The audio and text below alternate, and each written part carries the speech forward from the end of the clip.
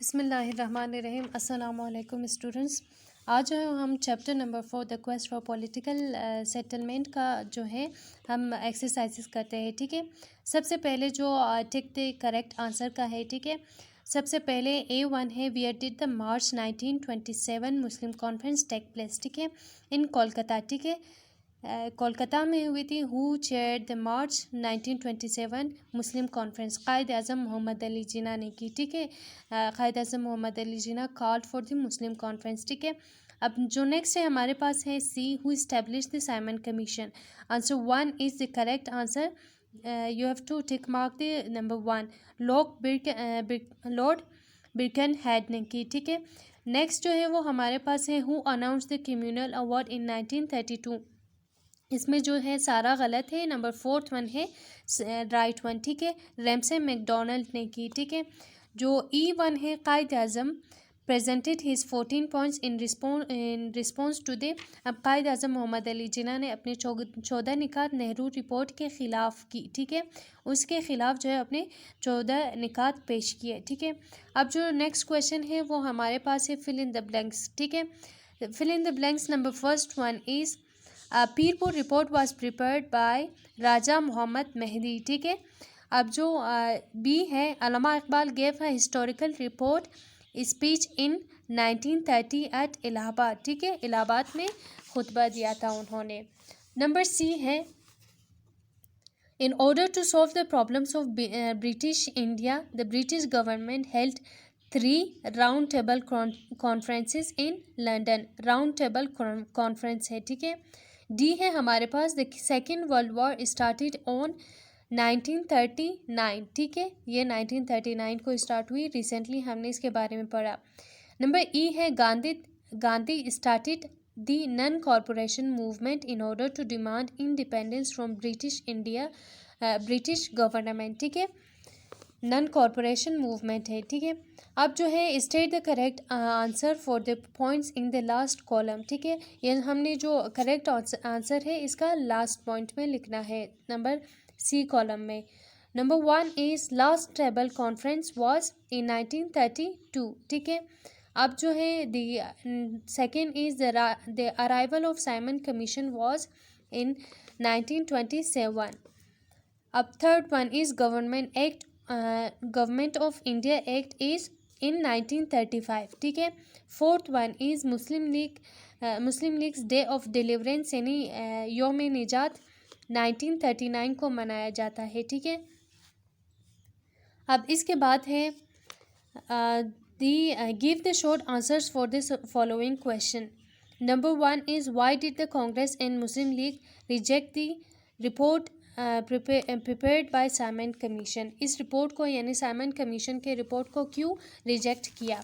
इसका आंसर है यहाँ पे कि because Congress wanted Muslim league because Congress and Muslim League wanted the fate of Indian people to be run by their own decision and opinion, not by British government और waste ministries. ठीक है, यानी जो question पूछा गया है कि जो साइमन कमीशन का रिपोर्ट क्यों रिजेक्ट किया गया था, वो इसलिए रिजेक्ट किया गया था कि कांग्रेस और मुस्लिम लीग चाहते थे कि वो इंडिया के फ्यूचर को ख़ुद अपने डिसीजंस एंड ओपिनियन से चलाए, ना कि कोई बाहर से गवर्नमेंट या उन पर रूल करे। ठीक है, जो नेक्स्ट क्वेश्चन है सेकंड है how was the Simon commission received and why, मतलब उनके साथ कैसे ट्रीट किया गया था। ठीक है, साइमन कमीशन के साथ इसका आंसर है Simon commission was received by a mass demonstration with the black flags and jeering slogans of Simon go home. ठीक है, उनके साथ ये रवैया किया गया था।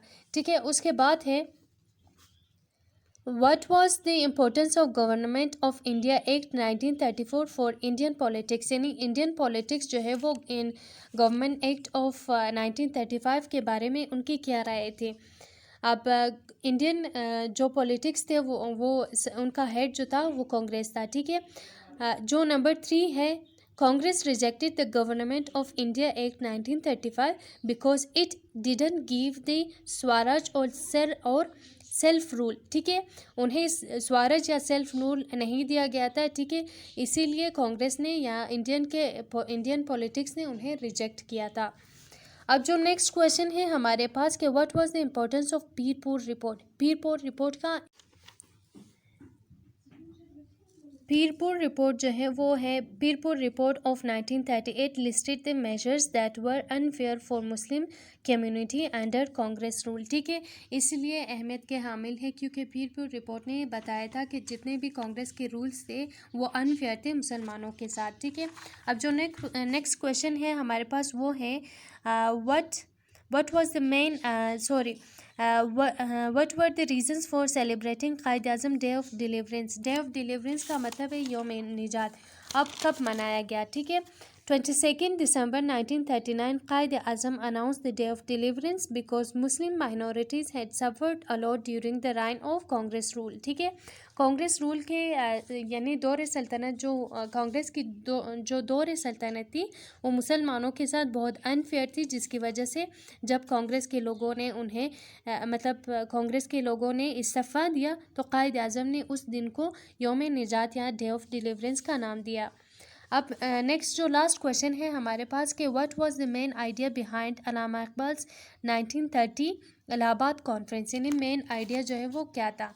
मेन आइडिया जो था, the main idea of Allama Iqbal's conference was that he wanted all the Muslim majority provinces to be established as a new Islamic state। यानी वो चाहते थे कि जितने भी for example Baluchistan, NWFP, Sindh और पंजाब को एक मुस्लिम की अलग रियासत बना दी जाए, क्योंकि रिलीजन के लिहाज से यानी हिंदू और मुस्लिम जो है वो अलग कौमें हैं, इसीलिए उन्हें अलग बना दिया जाए। जो अब जो है हमारे पास के give detailed answer for the following question. सबसे पहले के state the importance of 1928 Nehru report, what amendments did Mohammad Ali Jinnah propose to it and why. ठीक है, अब जो है वो नेहरू रिपोर्ट का आपने जो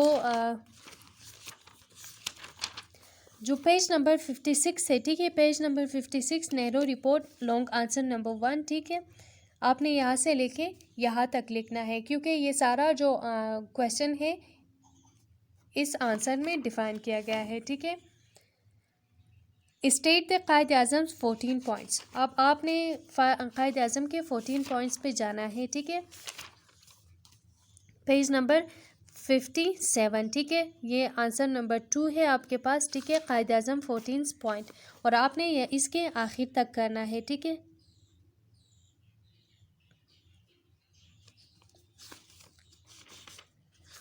अब जो थर्ड क्वेश्चन है हमारे पास वो है state the importance of Allama Iqbal's Allahabad address. यानी खुतबा इलाहाबाद में जो अल्लामा इकबाल ने खुतबा दिया था, ठीक है, वो सारे आपने करने हैं। ठीक है, ये आंसर नंबर 3 है आपके पास।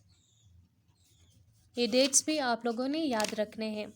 जो क्वेश्चन नंबर 4 है, when were the round table conferences held and what were their results. ठीक है, राउंड टेबल कॉन्फ्रेंसेस की तरफ जाना है। ठीक है, राउंड टेबल कॉन्फ्रेंसेस फर्स्ट से लेके आपने लास्ट तक करना है और बीच में जो इम्पोर्टेंट पॉइंट्स नहीं है आपने उसे कट करना है। ठीक है, ये आंसर नंबर 4 हो गया आपके पास।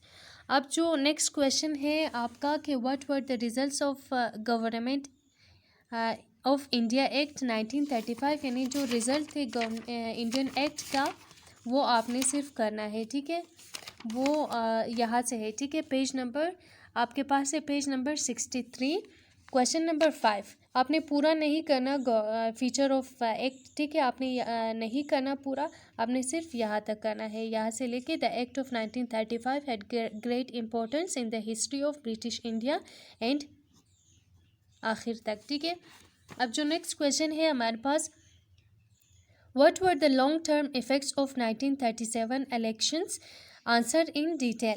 लॉन्ग टर्म इफेक्ट्स, ठीक है, long term effects of 1937 election. ठीक है, आपने हेडिंग देना है कि the effects of 1937 and the results. आपने सिर्फ कांग्रेस मिनिस्ट्री से करना है। ठीक है, ये यहाँ से लेके यहाँ तक जो डे ऑफ डिलीवरेंस का है, ठीक है, यहाँ से लेके यहाँ तक करना है, ठीक है। पेज नंबर आप मैंने बता दिया कि पेज नंबर है 65 कांग्रेस मिनिस्ट्रीज़। आपने कांग्रेस मिनिस्ट्री की हेडिंग नहीं डालनी, आपने इफ़ेक्ट्स बतानी है, ठीक है, इफ़ेक्ट्स ऑफ कांग्रेस, ठीक है, इलेक्शंस। उसके बाद है why and how did Quaid Azam reorganise the Muslim League, ठीक है, कैसे मुस्लिम लीग को और रीऑर्गेनाइज किया, ठीक है। तो ये है कि रीस्ट्रक्चरिंग ऑफ मुस्लिम लीग, ठीक है, कायद आज़म ने कैसे किया। तो आपने यहाँ से करना है आंसर नंबर 7, ठीक है, यहाँ से लेके यहाँ तक, ठीक है। ये आप लोगों का हो गया एक्सरसाइज ख़त्म। Thank you so much.